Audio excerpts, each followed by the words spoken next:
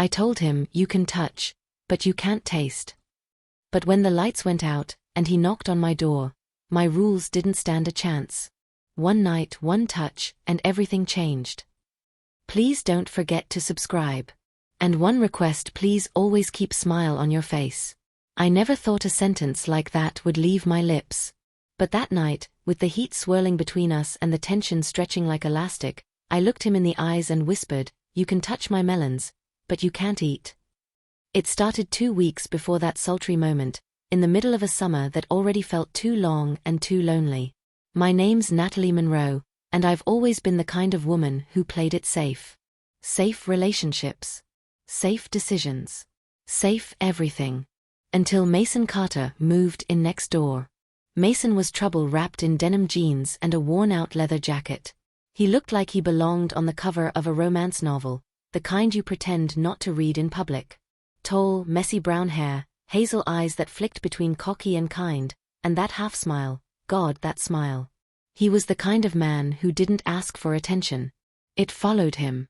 I'd just come back from the farmer's market, carrying a ridiculous amount of fresh fruit, including 2 perfectly round cantaloupes. I was struggling to unlock my front door when he appeared, offering help with a smirk and zero shame in the way he eyed me up and down. Need a hand with those melons? He asked, grinning like he knew exactly what he was saying. I laughed, maybe a little too breathy. Only if you promise not to bruise them. He lifted the bag easily from my hands, his fingers brushing mine. No promises, sweetheart. The thing was, I wasn't used to that kind of bold flirtation.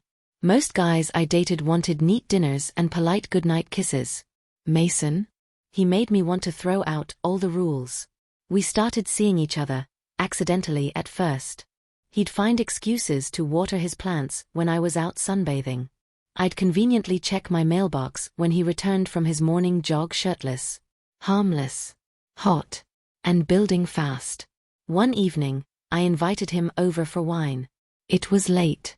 The windows were open, warm breeze floating through sheer curtains. My sundress clung a little too tightly, my bare shoulders catching the glow of the candlelight. Mason leaned back on the couch, legs wide, one arm thrown lazily over the backrest like he belonged there. You always this relaxed around strangers? I asked, sipping from my glass, letting my gaze linger a little too long. You stopped being a stranger the day you let me carry your melons, he teased. I couldn't help it. I laughed again. But it didn't stop there. His eyes held mine, and the teasing gave way to something heavier. Thicker. That quiet moment when desire hovers right on the edge of action. He leaned in, close enough that I could smell his cologne, something musky and sinful. You smell like peaches, he said. Sweet. Soft. I tilted my head, my pulse racing. That's just lotion. His hand lifted, hesitated. Then gently brushed the fabric of my dress, lightly tracing along my side, sending a warmth through me I didn't expect. You're so soft, he whispered. And you're playing with fire, I whispered back. He leaned in, lips grazing my jaw but not my mouth. Teasing. Testing. Torturing in the best way. Days passed after that night. We danced between heat and hesitation. Every encounter became more electric. His texts turned from playful to provocative. Still thinking about those melons, one message read. Dreamed I finally got a taste. I didn't respond. I didn't need to. I wanted him to want me, but I also wanted to feel wanted without being conquered too soon. We went out one night. A rooftop bar. City lights twinkling below, jazz playing in the background. I wore red, something bold, something dangerous. Mason looked at me like I was the only person in the world. You're killing me, Nat, he said, brushing a hand gently along my arm. Every time I look at you, it's like I forget how to breathe.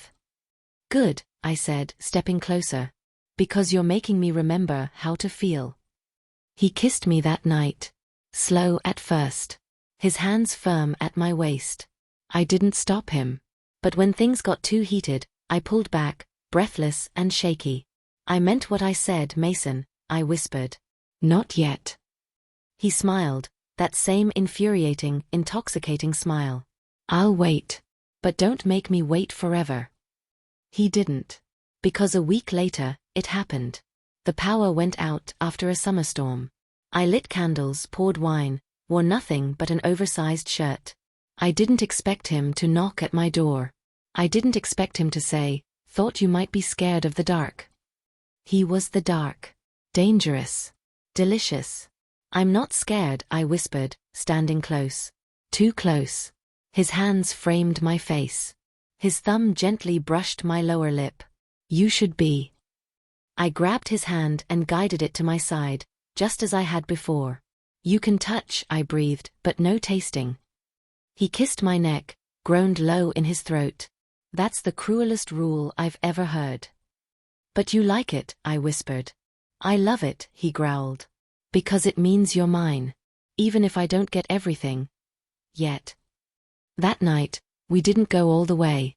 But it felt more intimate than anything I'd ever experienced. We explored slowly. His hands glided with care, his lips lingering with reverence, his voice low and husky, whispering all the things he'd do if I let him. And I wanted to. God, I wanted to. But I also wanted to feel something more. Real. Permanent. He understood that. And it made everything even more electric. Weeks passed. The game continued. The rules were known. The tension never broke, it only deepened. One night, I stood on his porch instead.